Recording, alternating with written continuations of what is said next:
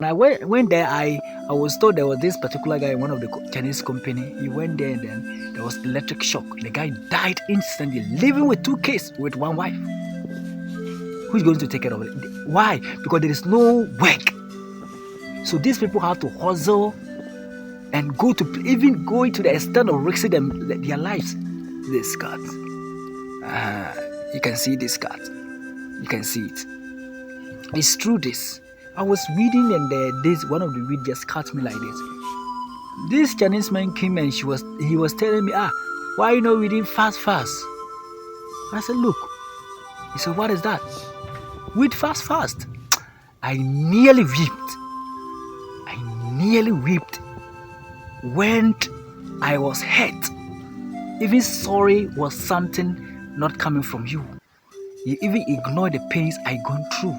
You are telling people that you are saying that I should forget about the pains I'm going through and do the work you want. Meaning you don't even care about our well-being. He told me a lady came, she was schooling and nursing training here as for nursing training. This young lady, she didn't have anything. She decided to go there and work so that she can get money. At the end of the day, she can get money to settle some of her school fees and then some monies to do her own things. I didn't know what the saddest thing. The machine cut off the two hands, the two fingers like this. The machine cut it off. But I did when I wanted to start my farming activity, and I realized that there wasn't anything for me, and there is no help from anywhere. I have to take it in the hard way from getting something to start my farming activities. I think that was the hardest thing, because getting the capital, who is going to give you the capital to start whatever business you want to do? Who is going to give you that money? And no one is going to do that. And I decided to come down to look for something. And the day I was working at the back of the toilet, that was the time I realized that if I get infected through this reading, by the reading here, will the 60 Ghana cedis feed me? Will the 60 Ghana cedis able to buy drugs to cure this? But if I couldn't survive through that sickness. That was the question I was asking. My problem wasn't like the money wasn't enough for me. My problem was that the risks involved. I got this Chinese company and I decided to work there to get money so that I can start my farming activities. Fortunately, I had a land and what left was the capital. But you see, when I went into this particular China company's work, it wasn't easy, It was like, these Chinese people, they will use it very well. It wasn't easy because you have to go maybe 7, you close 5 o'clock. And the kind of work, I went there and they picked me as laborer. And the laborer, this hard work, minor work, any work at all. For you work everywhere. And I wouldn't mind. As a media person, I didn't mind.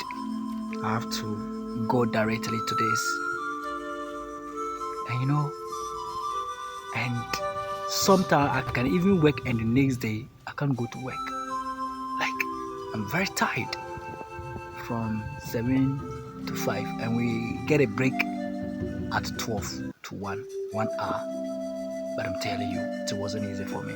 I didn't mind because I needed money to start my farming project.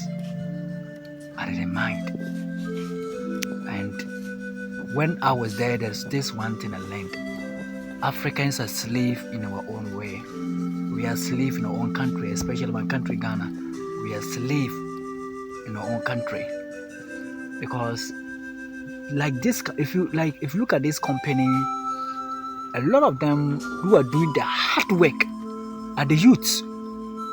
I'm telling you, hard work. Sometimes when I work the next day, I can't go. I'm very weak.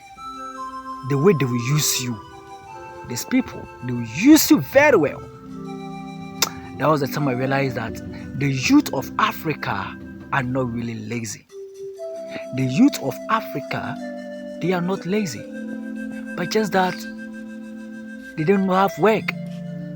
And these are the heavy work some of the youth are doing.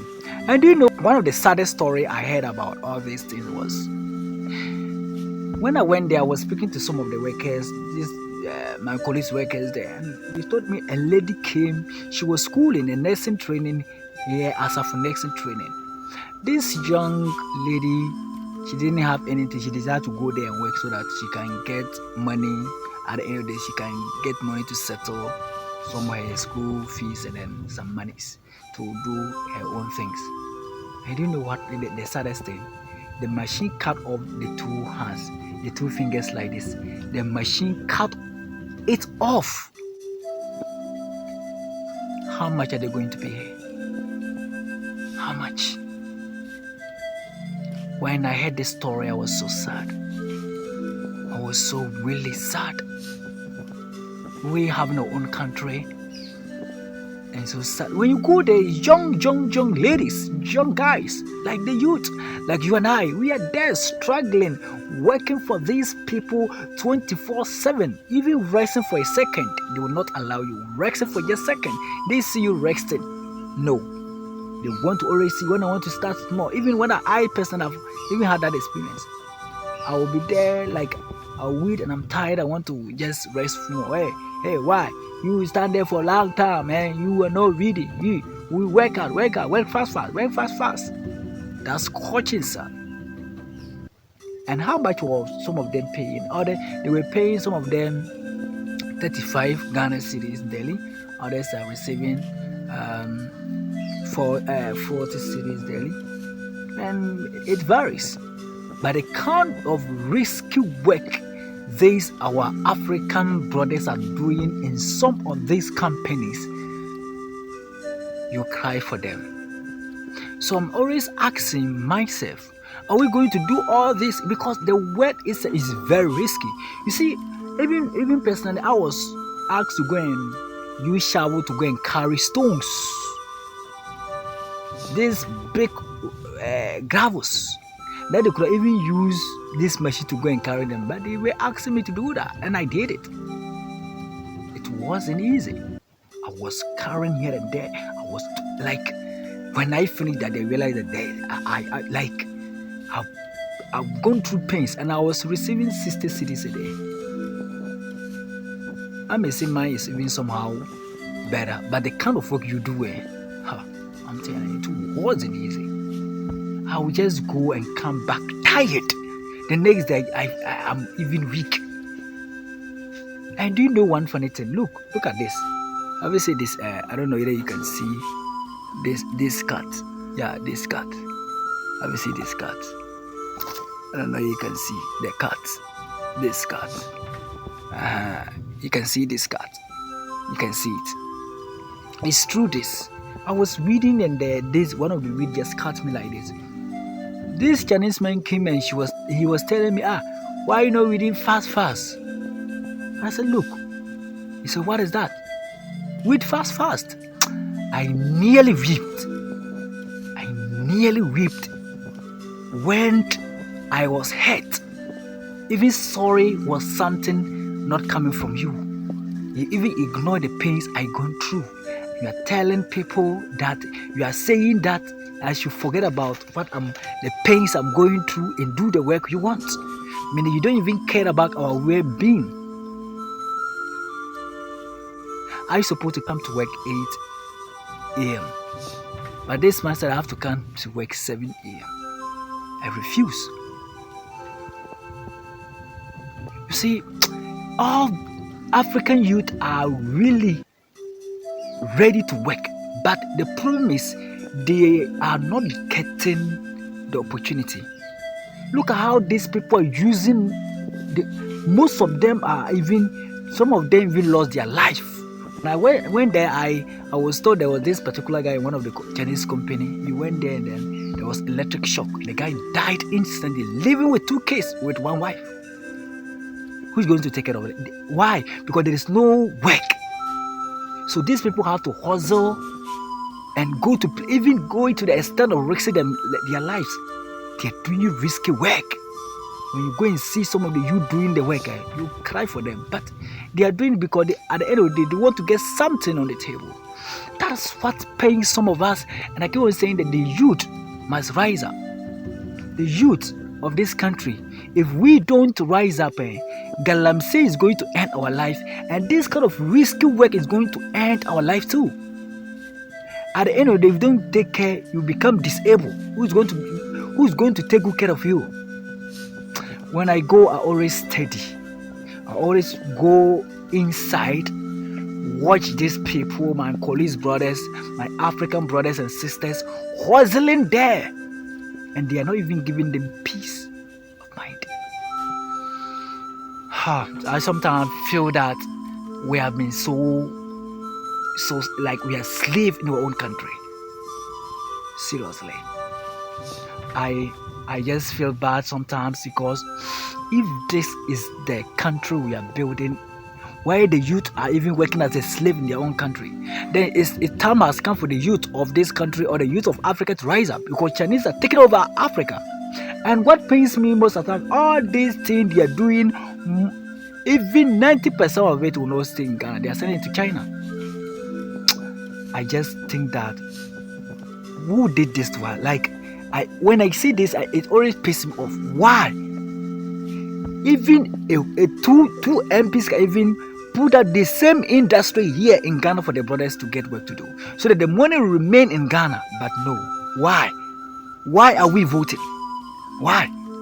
So when I see the youth, it's for you to focus on your life, focus on how you can do to build your life, focus on how you can do to manage your own life. Because when you risk these are the kind of work risking your life. When you die, nobody cares. But you see the same youth ranting here and ramping here and there, supporting these people who does not think about us. It's about time for the youth to rise up, because we are doing a risky work, risky job. Our life is already at risk, because these are the kind of work at the end of the day, if you don't take care, nobody, you lost your life and nobody cares. This young lady that the fingers are cut off, who's going to take care of her? She's even lucky. But about the one who lost his life, leaving 2 kids with 1 wife. Nowadays, who's going to take care of your children in this system? So I feel that the youth of this country has to rise up. I feel that we are not being treated fairly.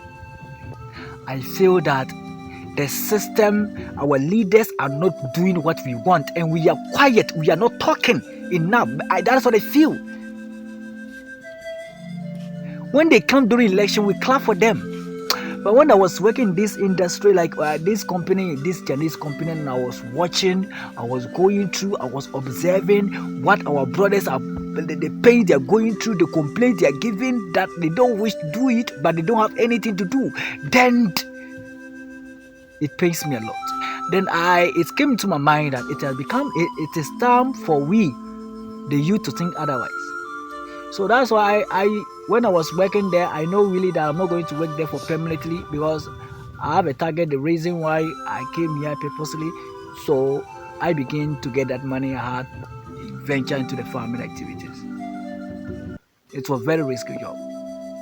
Clearing gutters, digging things, and you realize that even where they are freeing themselves, the toilet places at the back there, I have to clear there. Just imagine. Meanwhile, they have machine that could have cleared, but I have to clear that place.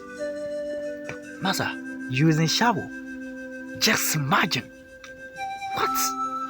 When I was doing it, something was just tickling my body, and I was so sad. I wasn't sad just because I'm doing that way. I'm sad because I feel like a slave in my own country. I feel like a slave in my own continent. They will come and instruct you what they want you to do. Why? Because our leaders are not doing the right thing. It pains me a lot. Sometimes I just feel like, what is the reason for we voting? Why? It seems to appear that being born as a Ghanaian is like a curse. It's like we are wasting our useful age without benefiting, without having any impact in the country. Why?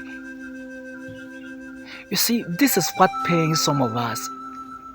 This is why sometimes we speak, and sometimes when it happens like in the morning like that, I don't just feel like going to work. I'm telling you, though I don't have the money, but I don't just feel like going to work again. Sir. But some of the youth, I know some of them also feel the same, because you don't feel like going, but you have no option. You have to go. You must go. This is the pains. When I talk to them, I realize that some of them, they don't really want to go, but they have no option. But I'm telling my African brothers and sisters, it's about time that we look at the other way. If there is something handiwork you can do, learn it. If there is a farming, you can go into farming, please do that. But this is a risky job. You can just lose your life any moment, anytime, because some of them were even pushing the slot. It wasn't easy. Imagine you are pushing the slot and it slide back. Where are you going? Eh? So I'm just doing this video not just because I want the downfall of any company, no, but I'm doing this just to tell the youth that I know we all face the same thing.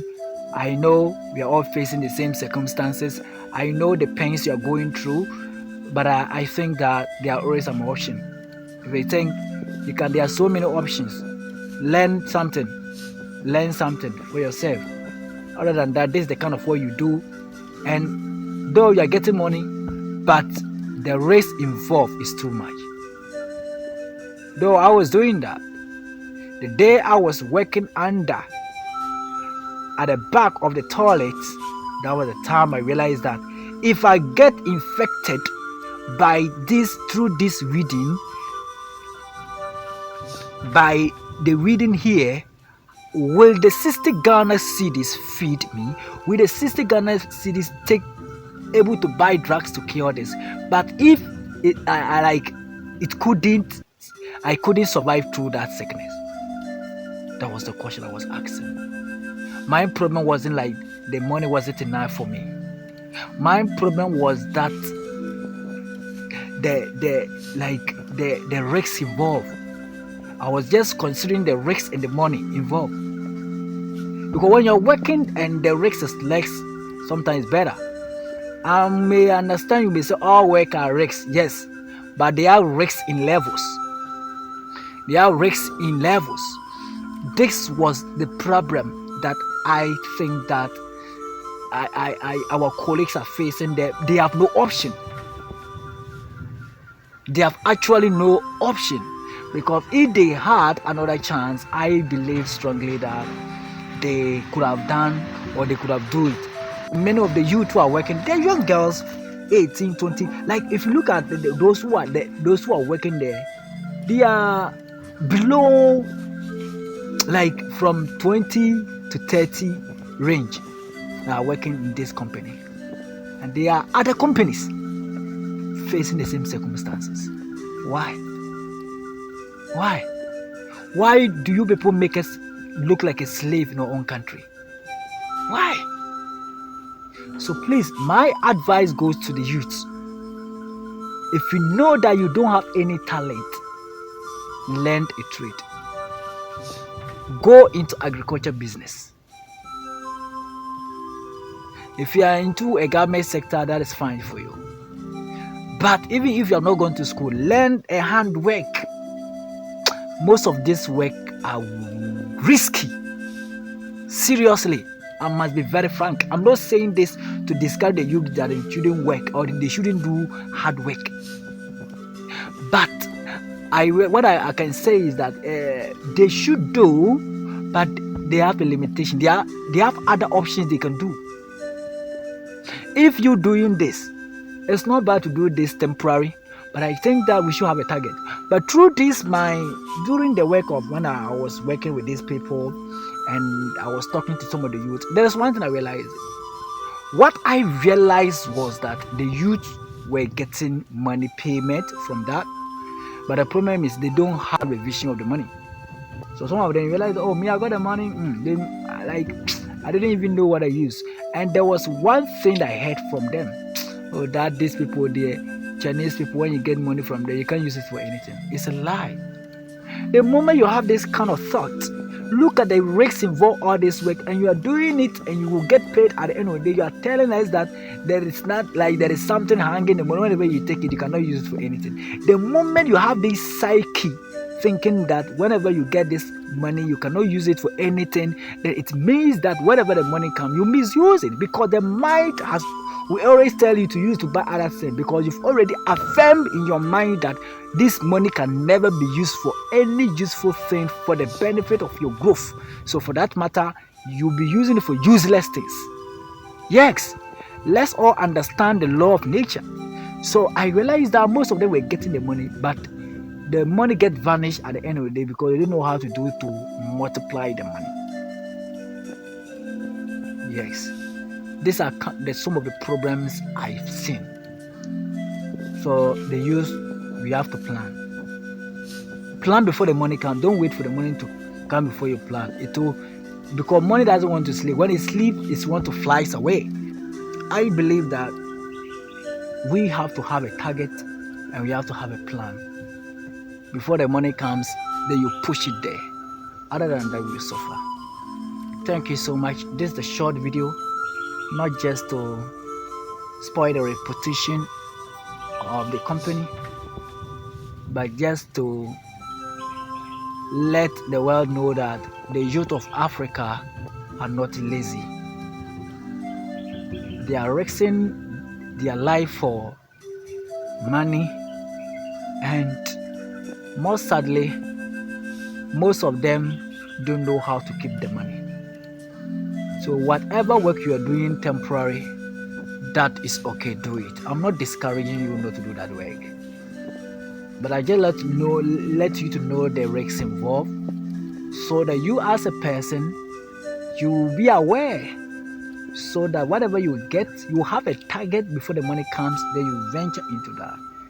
This is what I'm trying, this short video and documentary is trying to tell you, but not to spoil the reputation of the company, but just to educate my African brothers and sisters who are doing this risky work to know, or even though you are doing it for temporary, but please have a target, so that at the end of the day, when you move out from that company, your sweat wouldn't be vain. Thank you so much. My name is Samba Kensilejon. I'm the CEO of African Youth Partnership. You hear from me. Thank you so much, my colleagues who have helped me through this journey of African Youth Partnership. Thank you so much. My parents, Mr. and Mrs. Samba, I'm really grateful, and all my friends. Thank you so much for your love and support.